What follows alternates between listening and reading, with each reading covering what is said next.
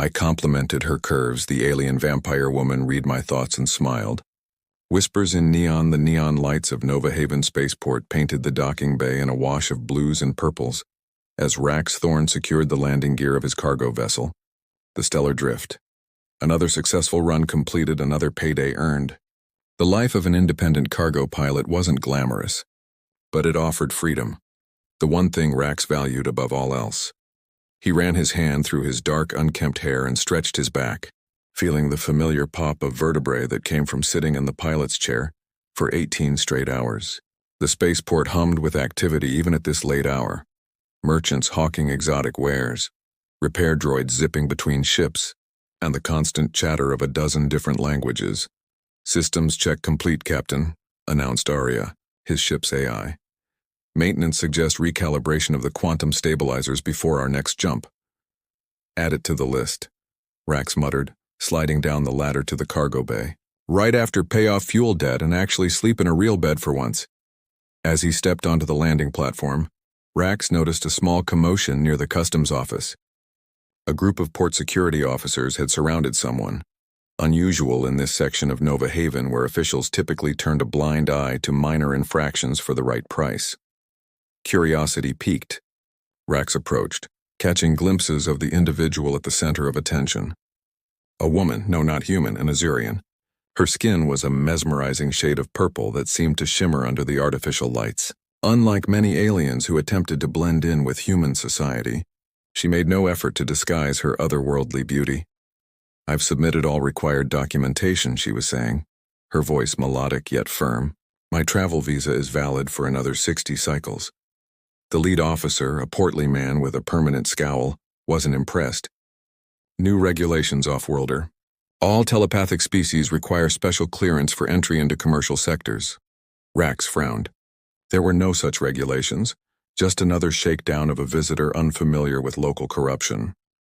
"Excuse me," Rax interrupted, stepping forward with the confident swagger that had talked him out of countless tight spots across 3 systems. "Officer Brandt, isn't it? Didn't realize you'd been promoted to immigration affairs." The officer's eyes narrowed.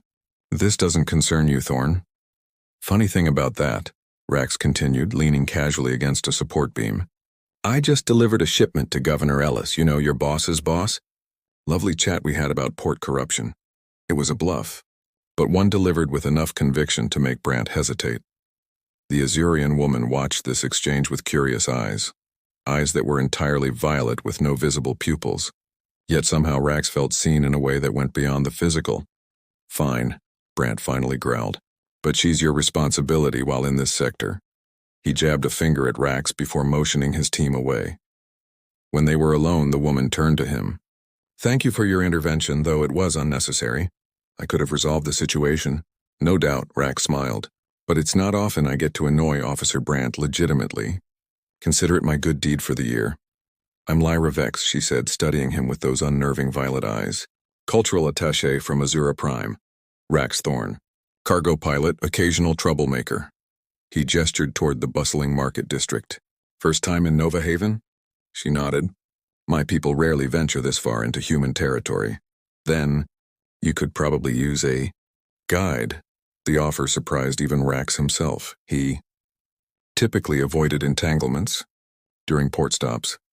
Lyra tilted her head slightly, and for a moment Rax felt a strange sensation, like fingers gently brushing against his consciousness. "You find me intriguing," she stated matter-of-factly, "and somewhat intimidating." Rax blinked. "That's direct. Apologies. My species doesn't typically filter observations." A small smile formed on her lips. "Your thoughts are colorful. About that, are you really telepathic?" he asked, suddenly self-conscious about what else she might have gleaned from his mind. "We're empathic by nature, with limited telepathic abilities with certain species." She began walking, and Rax fell in step beside her. "Your kind has particularly loud thoughts." As they navigated through the crowded spaceport, Rax found himself increasingly fascinated by Lyra. She moved with a fluid grace that suggested both strength and precision, her purple skin catching the light in ways that made it difficult not to stare. "You're wondering about my appearance," Lyra remarked as they paused near a viewport overlooking the sprawling cityscape of Nova Haven. "Whether all Azurians look like me, Rax laughed. Okay, that's going to take some getting used to. But yes, I was curious. We are diverse like humans, she explained. Though all share certain traits, our skin contains bioluminescent properties, useful on our dimly lit homeworld. As night fully descended on Nova Haven, the city transformed into a glittering sea of lights and possibilities, and standing there beside this enigmatic visitor from another world, Raxthorn had the distinct feeling that his carefully maintained solitary existence was about to become considerably more complicated. Thoughts betrayed. The stellar drift hummed quietly as it drifted through the iridescent nebula surrounding the Viridian system. Inside the ship's modest galley, Rax poured 2 cups of steaming kava, a bitter stimulant, popular among long-haul pilots, and slid one across the table to Lyra. 3 days had passed since their chance encounter at Nova Haven. What began as a simple offer to show her around had evolved into something entirely unexpected. Lyra had hired Rax to transport her to the remote outpost of Helios Station, where she claimed to have diplomatic business. Your thoughts are restless today, Lyra observed, taking the cup between her slender fingers. In the ship's soft lighting, the luminescent patterns beneath her purple skin pulsed gently, a biological response to emotion that Rax found increasingly mesmerizing. Just calculating fuel consumption, Rax lied, knowing immediately it was pointless. Sorry, habit. Not used to someone who can read between the lines of everything I say. Lyra's lips curved into a slight smile. I don't intrude deliberately. Your thoughts, Project, especially when they concern me. Rax felt heat rise to his face. That's not fair. A man should be entitled to his private embarrassments. Is that what I am to you? An embarrassment? Her tone remained neutral, but something flickered across her expression. No, Rax said quickly. More like a complication. She tilted her head. Explain. Rax ran a hand through his hair, a gesture Lyra had noticed he made when uncomfortable. Look, in my line of work, attachments are liabilities. I go where the jobs take me, solo. It's simpler that way. Yet you accepted my commission rather quickly. The credits were good, he said with a half-smile. And? Rax sighed. And I was curious. About you. Your world. Not exactly crawling with Azurians in this sector. Lyra set her cup down and leaned forward slightly. May I show you something? Before he could respond, she extended her hand across the table, palm up. After a moment's hesitation, Rax placed his hand in hers. Her skin was cooler than a human's, with a texture like velvet over steel. The ship's galley dissolved around him, replaced by a landscape that stole his breath. Twin moons hung low over a vast purple ocean, their light reflecting off crystal formations that dotted the shoreline. The air seemed filled with music, no, not music exactly, but a harmonious resonance that vibrated through his very being. This is Azura Prime. Lyra's voice echoed in his mind. The singing shores of Vala. As suddenly as it appeared, the vision vanished, leaving Rax blinking in the familiar confines of his ship. That was... He struggled to find words. A memory, Lyra explained, withdrawing her hand. Shared telepathically. My people communicate this way as much as through spoken language. It was beautiful, Rax admitted, still feeling the echo of that strange harmony. It's also why I'm here, she said, her violet eyes suddenly serious. What I'm about to tell you cannot leave this ship. Rax straightened, all traces of casual flirtation vanishing. Go on. I'm not merely a cultural attaché. I'm a sentinel for the Azurian Conclave. We've detected unusual energy signatures emanating from Helios Station, signatures consistent with prohibited experimentation on telepathic frequencies. What kind of experimentation? The kind that could be weaponized, she said gravely. Imagine a device that could manipulate or block the telepathic abilities of species like mine. In the wrong hands, it would be devastating. Rax whistled low. And you think this is happening at Helios? That's a Galactic Coalition research outpost, heavily regulated, which makes it the perfect cover, Lyra countered. I need access to verify my suspicions before involving the Conclave officially. And you needed someone with a reputation for creative navigation of regulations. Rax realized why she'd chosen him specifically. Lyra nodded. Your name arose in our intelligence briefing. A pilot known for discretion with no particular political allegiances. So I'm just a convenient taxi service with the right security clearances? He shouldn't have felt disappointed, but somehow he did. Lyra's eyes softened. Initially, perhaps. But had I wanted merely transport, there were other options. She hesitated. I find your mind unexpectedly compelling. Humans rarely interest me, but your thoughts have a particular resonance I haven't encountered before. Before Rax could process this revelation, the ship's proximity alarm blared. Area. Report, Rax called, already moving toward the cockpit. Unidentified vessel approaching at high velocity, the AI responded. Weapon systems active. Rax slid into the pilot's seat, fingers flying over the controls. No identifying markers. Pirates or mercenaries. Or someone who knows what I'm carrying, Lyra said, buckling into the co-pilot's chair. Rax shot her a sharp glance. And what exactly are you carrying? Data. Evidence of previous experiments. She met his gaze steadily. I didn't mention it because I might have charged more. Rax cut in, yanking the ship into a steep dive as the first volley of laser fire streaked past them. We'll discuss your definition of full disclosure later, assuming there is a later. The Stellar Drift wasn't a military vessel, but Rax hadn't survived this long without a few modifications. He activated the ship's countermeasures, a chaff dispenser that released a cloud of sensor-jamming particles. Can you pilot? He asked Lyra. Basic navigation only. Good enough. Take the controls, keep us moving erratically. I'll handle our uninvited guests. He transferred primary control to her station and moved to the weapons console. Lyra's hands moved with surprising confidence over the controls, sending the ship into a series of unpredictable maneuvers. Rax calibrated the ship's modest defense turret, waiting for the pursuing vessel to emerge from the chaff cloud. There, Lyra called as a shadow loomed to their starboard side. Rax didn't hesitate. He fired a precision burst that struck the enemy ship's propulsion system, not enough to destroy it, but sufficient to slow it down. Plot a course through the densest part of the nebula, he instructed. The radiation will mask our signature long enough to make the jump to hyperspace. As Lyra executed the maneuver, Rax noticed the luminescent patterns on her skin glowing brighter, pulsing in rhythm with her concentration. Despite the danger, or perhaps because of it, he found the sight entrancing.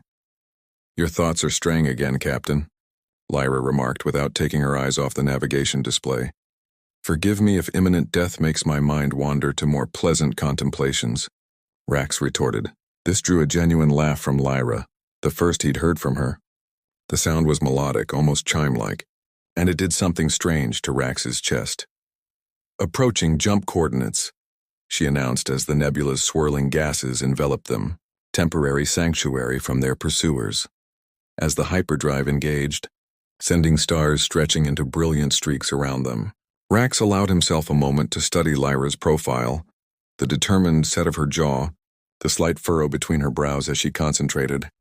We're clear, she finally said, leaning back in her seat. For now, Rax agreed. He swiveled his chair to face her directly. So about that data you're carrying, Lyra met his gaze unflinchingly. I should have told you. It put you at risk. Yes, you should have. He found he couldn't sustain his anger when faced with those violet eyes. But I'm getting used to complications where you're concerned. Hearts in orbit, the hyperdrive failure couldn't have happened at a worse time or place. Stranded at the edge of the Viridian system, with limited communications and the constant threat of their pursuers picking up their trail, Rax spent hours beneath the Stellar Drift's engine housing, attempting repairs with increasingly creative profanity. These calibrations would proceed more efficiently if you weren't so agitated, Lyra observed, handing him a molecular spanner from the toolkit spread across the engine room floor. Rax emerged, wiping grease from his face with the back of his hand. Easy for you to say. You're not the one who will be explaining to a very angry Helian crime lord why his shipment of luxury goods is going to be late. Your secondary cargo concerns you more than our pursuers? The pursuers want to kill us quickly. Drex Lorgan will make it last if I miss his delivery window. Rax sighed, leaning against the housing. Besides, I doubt they can track us here. We're running silent, and this region is full of magnetic distortions. Lyra knelt beside him, her movements fluid and graceful despite the cramped space. May I? She asked, gesturing to the exposed hyperdrive manifold. Rax raised an eyebrow but moved aside. Didn't realize telepathy came with engineering expertise. It doesn't, she said, examining the complex array of crystalline components. But I recognize Azurian technology when I see it. This quantum accelerator, It's from my world.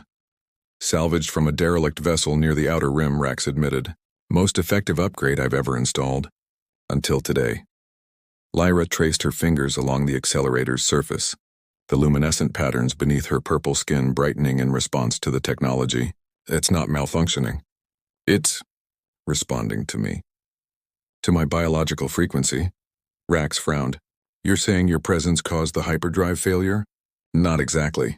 Her brow furrowed in concentration. This component was designed for Azurian ships which are partially organic and respond to telepathic commands.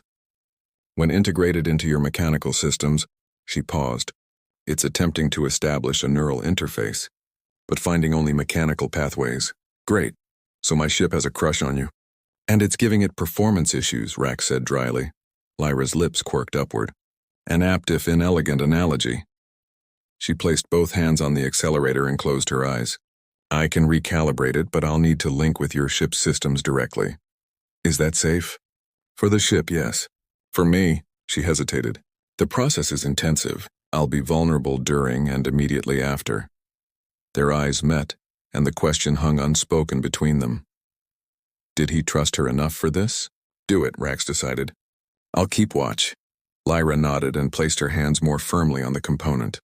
Her skin began to glow more intensely, patterns flowing like liquid light up her arms and across her face. Her eyes closed, and Rax was struck by how peaceful she appeared despite the obvious concentration. Throughout the ship, systems flickered and reset. Lights dimmed momentarily, then brightened. The ever-present hum of the engines changed pitch, settling into a more harmonious tone. After several minutes, Lyra's eyes opened, but they were different. Entirely luminescent, with intricate patterns swirling where her pupils should be. Recalibration complete, she said, but her voice had an otherworldly quality, as if speaking through water. Neural interface established. Hyperdrive functionality restored to... She suddenly gasped, her body going rigid. Rax caught her as she collapsed, her skin rapidly cooling beneath his touch. Lyra! Lyra! Her eyes fluttered, the strange luminescence fading back to their normal violet. Too deep, she whispered. Went too deep in the link. Without thinking, Rax lifted her into his arms and carried her to his quarters, the only space on the small vessel with a proper bed rather than a crew bunk. Her weight was surprising. Despite her slender frame, she was denser than a human of similar size. He laid her gently on the bed, uncertain what to do next. What do you need? Medical supplies, water? Contact, she murmured, reaching for his hand. Grounding. When their fingers intertwined, Rax felt a jolt. Not electrical, but something equally powerful. Suddenly, his mind was flooded with impressions. The cool depths of Azurian oceans, the weightless sensation of telepathic communion, the sharp loneliness of being the only one of her kind in this sector of space. I'm sorry, Lyra said weakly. My barriers are down. Can't control the connection. It's okay, Rax assured her, fighting the instinct to pull away from the strange intimacy. Instead, he sat on the edge of the bed, maintaining their connection. Just tell me how to help. You already are, she said, her eyes focusing more clearly on his face. Your mind, it anchors me. As the minutes passed, her breathing steadied, and the glow beneath her skin returned to its normal, subtle luminescence. Yet neither moved to break the physical contact between them. Better, Rax asked softly. Lyra nodded. The danger has passed. But she didn't release his hand, and Rax found he didn't want her to. What happened back there? I underestimated the integration level of the Azurian component with your ship, she explained. When I established the neural link, I was drawn deeper than intended. Almost lost myself in the mechanical systems. That can happen. It's a risk when interfacing with technology. Our minds are designed to connect, to merge, without another conscious entity to establish boundaries. She shrugged slightly. Rax studied their joined hands. You said I anchored you, how? A faint smile touched her lips. Your thoughts? They're remarkably substantial, defined. Many humans have chaotic, scattered minds, but yours has a certain architecture to it. Not sure if that's a compliment or if you're calling me rigid, Rax said, returning her smile. Neither. It's simply, she seemed to search for the right word, complementary to my thought patterns. The moment stretched between them, charged with unspoken possibilities. Rax became acutely aware of how close they were sitting, of the subtle scent that emanated from her skin, something like ozone after a lightning strike, crisp and invigorating. "Lyra," he began, unsure what he was about to say. She released his hand suddenly and sat up straighter. "The hyperdrive is functional. We should resume our course to Helios Station." The abrupt shift left Rax momentarily disoriented. "Right, of course." He stood, creating distance between them. "I'll set the coordinates." As he turned to leave, Lyra called his name. When he looked back, her expression was unreadable. "Thank you," she said simply. "Few would have helped as you did." There was something in her tone, a vulnerability that hadn't been there before. Rax nodded, acknowledging what remained unspoken between them, and headed for the cockpit. As the Stellar Drift's hyperdrive engaged successfully, propelling them toward Helios Station and whatever awaited them there, Rax found himself in uncharted territory, not in the vastness of space, but in the unexpected connection forming between himself and the enigmatic woman resting in his quarters. Twilight of Trust Helios Station hung like an artificial moon against the backdrop of the gas giant Ceres VI, its gleaming white superstructure a stark contrast to the swirling amber storms below. As the stellar drift approached the docking ring, Rax couldn't shake a growing sense of unease. "Something's wrong," he muttered, scanning the station's exterior. Security protocols are minimal. For a Galactic Coalition research facility, they're practically rolling out the welcome mat. Beside him, Lyra's expression was grim. The subtle luminescence beneath her purple skin had dimmed to almost nothing, a deliberate suppression of her natural biology. "They're expecting us." "Impossible," Rax countered, though without conviction. "We've maintained communication silence since the attack, unless what?" Lyra's violet eyes narrowed.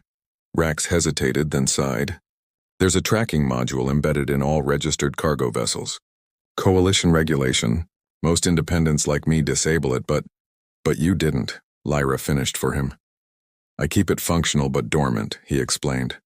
"Easier to pass inspections that way, and I can activate it selectively if I ever need Coalition assistance." "Could someone have remotely activated it?" Rax ran a diagnostic, his fingers dancing across the control panel. "Not without access codes, and only 3 people have those." He frowned at the results. "It's still dormant." "Then we proceed as planned," Lyra decided, standing. But cautiously. The docking procedure went smoothly, too smoothly. No customs officials, no security scans, just an automated clearance and assignment to a private bay in the commercial sector. "I don't like this," Rax said as they disembarked. He'd changed into his formal pilot's jacket, partly to look official, partly because it concealed a compact blaster. "We're being funneled," Lyra nodded imperceptibly. She wore a hooded cloak that shadowed her face, though nothing could completely disguise her alien features. "The laboratory we seek is in the research quadrant. Level 7, Section C, restricted area," Rax noted. "We'll need credentials." "Already arranged." Lyra produced 2 access chips. "These should get us through the primary checkpoints." Rax raised an eyebrow. "Should I ask how you obtained those?" "No," she said simply. They moved through the station's commercial district, which buzzed with the usual activity of a major transit hub. Merchants hawking exotic goods, off-duty personnel enjoying recreational facilities, automated service drones zipping through designated flight paths. Yet Rax couldn't shake the feeling of being watched. "Your tension is projecting loudly," Lyra murmured as they entered a turbolift. "It draws attention." "Sorry," Rax muttered. "Not all of us can control our thoughts on command." As the lift ascended toward the research levels, Lyra's hand brushed against his, a seemingly casual gesture that sent a ripple of calm through his mind. The brief telepathic touch was like a cool breeze clearing fog. "Better," she acknowledged. The doors opened onto level 7 and immediately Rax sensed the difference. Unlike the bustling lower levels, the research quadrant was eerily quiet. Sterile white corridors stretched in multiple directions, broken only by security checkpoints and unmarked doors. Lyra consulted a small device concealed in her palm. "This way," she directed, heading left. They approached the first checkpoint where a bored-looking security officer barely glanced at their credentials before waving them through. The lack of scrutiny only heightened Rax's suspicion. "They're tracking us," he whispered once they were past. "This is too easy." "I know," Lyra replied. "But we need what's in that laboratory." Without evidence, the conclave will never act. Section C was marked by a heavy blast door with advanced security protocols. Lyra inserted her access chip, and to Rax's surprise, the door hissed open without resistance. Inside was a laboratory unlike any Rax had seen. Strange equipment lined the walls, devices with components that seemed to pulse with their own rhythm. At the center stood a cylindrical chamber filled with a swirling violet mist. "Telepathic dampeners," Lyra said, her voice tight with controlled anger as she moved around the lab. And worse, amplifiers designed to isolate and extract telepathic signatures. "What does that mean in non-technical terms?" Rax asked, keeping watch at the door.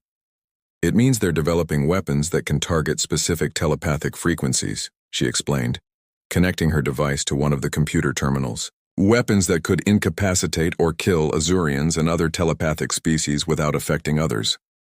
"Who's behind this?" "The Coalition wouldn't sanction." "The Coalition is made up of many factions, some more progressive than others." Lyra worked quickly, downloading data. "There have always been those who fear telepathic species, who consider us a security risk."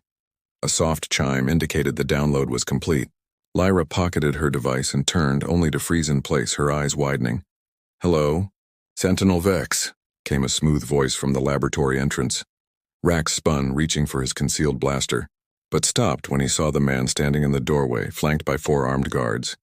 Not because of the weapons pointed at him, but because he recognized the face. "Nero," he breathed, his hand falling away from his weapon. "Captain Thorne," the man acknowledged with a cold smile. "How disappointing to see you involved in this espionage." Director Nero Valerian, Rax's former commanding officer from his brief, disastrous stint in the Coalition fleet, the man who had orchestrated the mission that ended Rax's military career and left half his squadron dead. "You know him?" Lyra stated, her gaze shifting between them. "We have history," Rax confirmed grimly.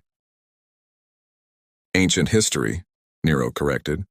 "Though I must admit you've exceeded expectations by bringing our Azurian friend directly to us. Saved us the trouble of capture." Rax's blood ran cold. This was never about the cargo. The cargo was merely convenient timing. "We've been monitoring your movement since you accepted the Azurians' commission."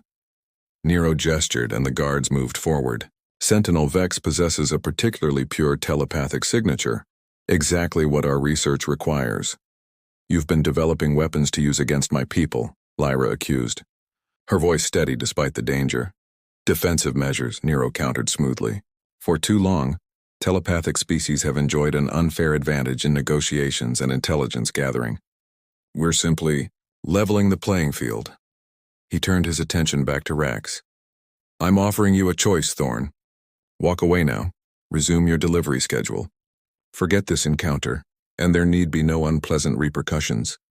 Rax felt Lyra's eyes on him, sensed her probing gently at the edges of his consciousness. "And if I decline your generous offer?" he asked, stalling for time. "Then you'll join the Azurian as a research subject," Nero said simply. "Your extended exposure to her telepathic field makes you an interesting secondary specimen." Rax laughed, a short, bitter sound. "Always the pragmatist, Nero. A trait we once shared," the director observed. "Before sentiment clouded your judgment." He checked his timepiece. "I need your decision, Captain. Now." In that moment, Rax became acutely aware of the physical distance between himself and Lyra, 5 steps at most, yet it might as well have been light years. If he tried to reach her, the guards would fire.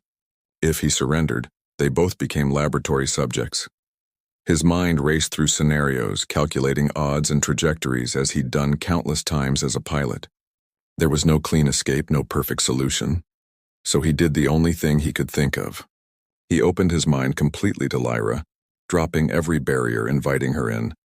Their eyes met across the laboratory, and in that instant, a plan formed between them, not through words, but through shared consciousness.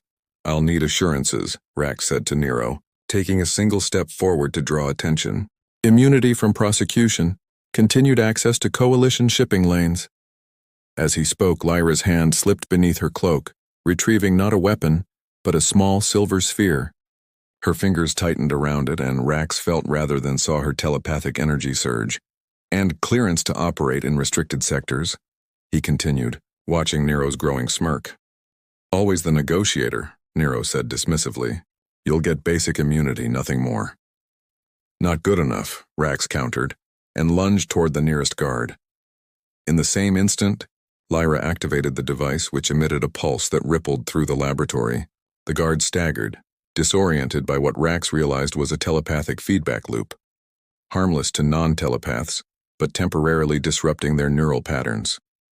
Only Nero remained standing, his eyes narrowing as he reached for his own weapon. Predictable as ever, Thorn.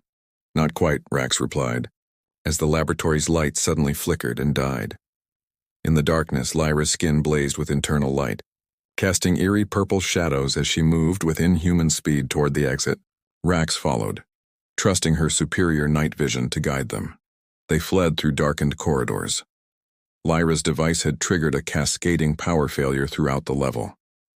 Behind them, alarms began to sound, emergency lights casting red glows that made Lyra's skin appear almost black. The data, Rax gasped as they ran. Did you get it? Everything, she confirmed. Proof of their program, technical specifications, funding sources. They reached the emergency stairwell, bypassing the disabled turbolifts. We'll never make it to the ship, Rax realized.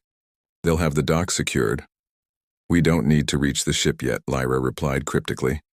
Just the communications hub on level 3. Understanding dawned. You're going to transmit the data to your people, she nodded. Once the Conclave has the evidence, it won't matter if we escape. As they descended the stairs, Rax found himself grappling with a realization that should have come sooner. In helping Lyra, he had made an enemy of the Coalition, or at least powerful factions within it. His life as an independent cargo pilot was likely over. Yet watching her move with determined grace ahead of him, her purple skin still glowing faintly in the dim stairwell, Rax couldn't bring himself to regret his choice. Whatever came next, they would face it together. Cosmic convergence. The transmission center on level 3 was a hub of chaotic activity. Station personnel responded to the cascading system failures, while security teams coordinated search patterns for the saboteurs. In the confusion, Rax and Lyra slipped inside a private communications booth, unnoticed among the dozens of civilians attempting to contact relatives or business partners about the disruption. We have minutes at most, Rax warned, standing guard at the booth's entrance while Lyra worked feverishly at the terminal. The Coalition is jamming standard channels, she reported, fingers dancing across the interface. But they haven't blocked quantum entanglement frequencies yet. Because those are reserved for emergency Coalition communications, Rax realized. Clever. Lyra inserted her data device into the terminal. I'm bypassing security protocols, rerouting through satellite relays. Her voice trailed off as she concentrated, the luminescent patterns beneath her skin pulsing with increased intensity. Rax kept watch through the booth's small window, tension coiling in his gut as a security team moved methodically through the communications center, checking identifications. Whatever you're doing, do it faster. Transmission initiated, Lyra announced. 60 seconds to completion. The nearest security officer turned toward their booth, speaking into his comm unit. Rax couldn't hear the words, but the sudden alertness in the man's posture told him all he needed to know. We've been made, he said quietly. How much longer? 45 seconds. The officer approached, hand moving to his weapon. Rax made a split-second decision. Kiss me, he said to Lyra. She blinked in surprise. What? Public displays of affection make people uncomfortable. Kiss me.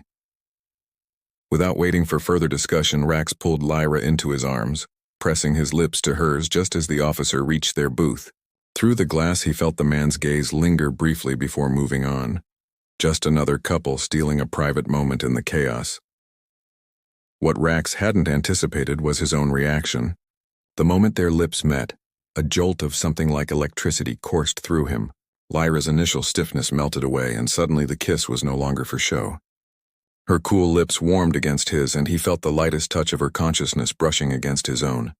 Tentative, questioning. In response, Rax opened his mind to her as he had in the laboratory, but this time without urgency, without strategic purpose. Just connection. The soft chime of the terminal broke the moment. Lyra pulled away, her violet eyes wide with something beyond surprise. Transmission complete. she whispered, her voice slightly unsteady. The conclave has the data. Rax nodded, finding it difficult to focus on their escape plan when the memory of her lips was still so immediate. What now? Now we run, she said, unplugging her device. The conclave will dispatch representatives immediately, but until they arrive. A station-wide announcement cut through her explanation. Attention all personnel. Security lockdown in effect. All civilians are required to remain in place for identification verification. This is not a drill. Too late for running, Rax observed grimly. We need a new plan. Lyra's expression shifted to one of intense concentration. There may be another option. One I hesitated to suggest earlier. I'm all ears. My shuttle, she said. It's docked in the diplomatic section. If we can reach it, the diplomatic section will be the most heavily guarded area during a security lockdown, Rax pointed out. Yes, she acknowledged. But the shuttle has certain capabilities that your ship lacks, such as cloaking technology, neural interface controls, defensive systems beyond coalition regulations. Her eyes met his, and recognition protocols keyed specifically to Azurian biology. Rax raised an eyebrow. So it's not exactly a cultural attaché vessel. The faintest smile touched her lips. Not exactly. How do we get there? The main corridors will be crawling with security. Lyra hesitated, then said, There's one more thing I haven't told you. She reached into her cloak and removed what appeared to be a simple bracelet. This is more than ornamental. It's a short-range teleportation device. Rax stared at the innocuous-looking band. You're full of surprises today. It has significant limitations, she cautioned. It requires a pre-programmed destination and only works within a certain range. I've had it set to my shuttle since arriving on the station. Why didn't you use it before? It has a very specific energy signature. Using it would alert coalition sensors immediately. And now? Now we have no choice. She extended the bracelet toward him. But it only transports one person. Rax understood the implication instantly. You want me to go? I can evade capture longer than you, she stated matter-of-factly. My telepathic abilities give me advantages. And once I'm at your shuttle, the neural interface will recognize me as the primary pilot, but it can be convinced to accept you as temporary authorized personnel. She took his hand, placing it over her heart. Remember this pattern. Beneath his palm, Rax felt the strange dual rhythm of her heartbeat, faster than a human's, with a distinct syncopation. More importantly, he felt something else. A telepathic impression of control sequences, access codes, activation protocols. You're giving me your ship, he realized. Temporarily, she corrected with a small smile. I expect it back. Before he could argue further, shouting erupted from the main communications area. Security had found someone, possibly identified from surveillance as one of their suspects. We're out of time, Lyra said urgently, pressing the bracelet into his hand. Put it on and activate it by pressing the center stone twice. Rax closed his fingers around the device but didn't move to put it on. I'm not leaving you behind. You're not, she insisted. You're ensuring our escape. Once at the shuttle, use the neural interface to override docking clamps and standard departure protocols. Bring it to emergency airlock 17 on level 4. I'll meet you there. Still he hesitated. In the days since meeting Lyra, his carefully ordered life had been thoroughly disrupted, yet he couldn't imagine returning to the solitary existence he'd maintained before. The thought of leaving her even temporarily created an unfamiliar ache in his chest. Rax, she said softly, using his first name for the first time. Trust me. Their eyes locked, and in that moment something unspoken passed between them. Something beyond telepathic communication, beyond physical attraction. A recognition of kindred spirits, despite the vast differences in their biology and backgrounds. Airlock 17, level 4, he confirmed, finally slipping the bracelet onto his wrist. Don't be late. I never am, she replied. With a final look that conveyed everything he couldn't put into words, Rax pressed the center stone twice. The world around him dissolved into particles of light, his last glimpse of Lyra showing her slipping out of the communications booth and into the crowd. The teleportation experience was disorienting, a sensation of being simultaneously everywhere and nowhere, followed by the abrupt reassembly of his molecules in a completely different location. Rax found himself inside a sleek vessel unlike any he had piloted before. The interior was organic in design, with controls that seemed to pulse with life rather than mechanical precision. Remembering Lyra's instructions, he placed his hand on what appeared to be the primary interface, a crystalline formation at the center of the cockpit. Focusing on the telepathic impression she had shared, he projected the access codes into the system. For a terrifying moment, nothing happened. Then the ship came alive around him, lights pulsing in patterns reminiscent of Lyra's skin. A gentle hum filled the cabin as systems activated. "Unscheduled departure protocol initiated," announced a melodic voice. "Secondary pilot authorization accepted. Warning, primary pilot not present." "Override," Rax commanded, continuing to project the sequences Lyra had shared. "Emergency extraction required." The ship's intelligence seemed to consider this, then responded, "Override accepted. Preparing for departure." Rax familiarized himself with the controls, which responded more to intention than physical manipulation. The ship's layout was intuitive despite its alien design. Azurian technology prioritized efficiency and neural compatibility. "Docking clamps disengaged," the ship reported. "Warning, departure not authorized by station control." "Activate cloaking systems," Rax ordered, guided by the knowledge Lyra had implanted. The view through the forward viewport shimmed slightly as the cloaking field engaged. Station sensors would register the ship as having vanished rather than departed, buying precious time before pursuit could be organized. With careful precision, Rax guided the vessel away from the diplomatic docking area. The ship moved with extraordinary responsiveness, almost anticipating his commands before he fully formed them. Within minutes, he had navigated to the designated emergency airlock on level 4. There he waited, anxiety mounting with each passing second.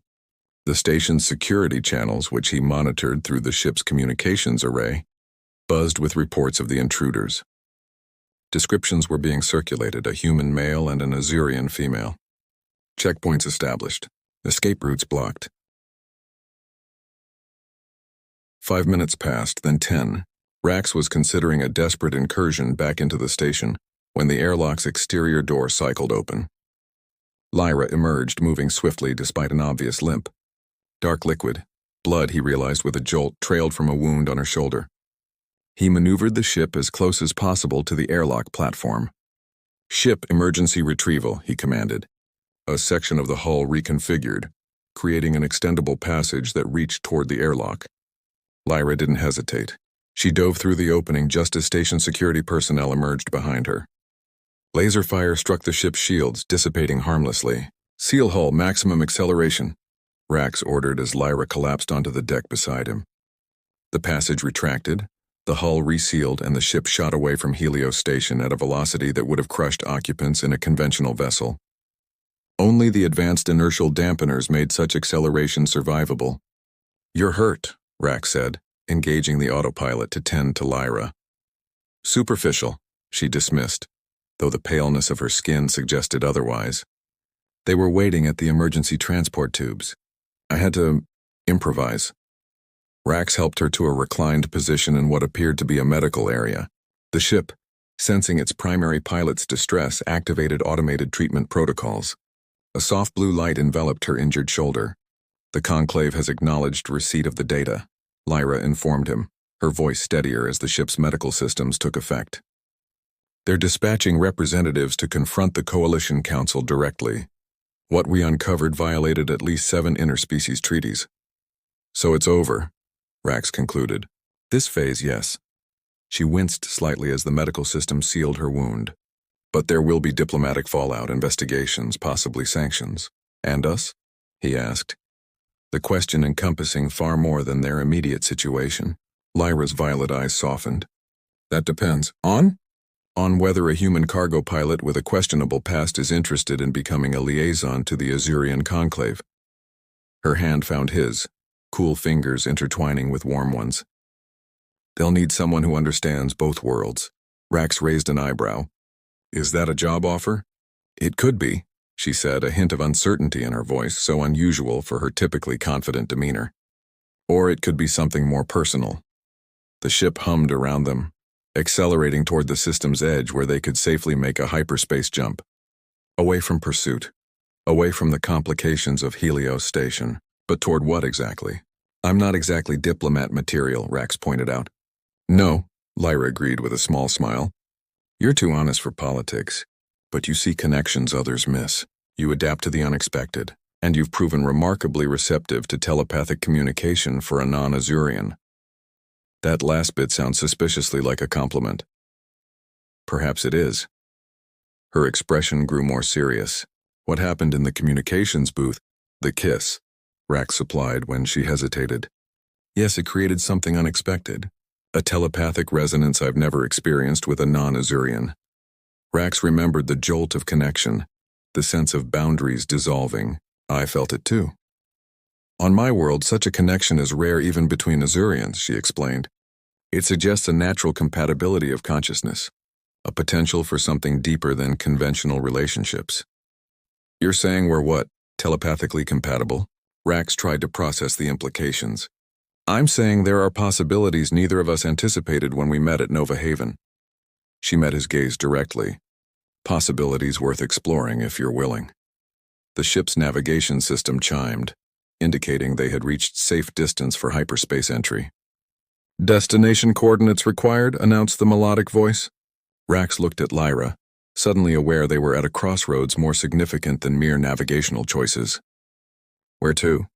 Her purple skin began to glow more vibrantly as her strength returned, the luminescent patterns shifting in what he now recognized as an expression of emotion, hope, perhaps. Or something deeper. That, she said, squeezing his hand gently, is something we should decide together. As the stars stretched into brilliant streaks around them, Rax Thorn, once solitary pilot, now unlikely diplomat and partner to an Azurian sentinel, realized that the most dangerous journey he'd ever undertaken wasn't through space, but across the vast distance between two fundamentally different beings, a journey that against all odds had led to connection rather than collision. And as Lyra's mind touched his once more, sharing unspoken thoughts and feelings that transcended verbal language, he welcomed the unknown future stretching before them, a future where differences became strengths, and where the space between stars was no greater than the space between two hearts beating in unexpected harmony.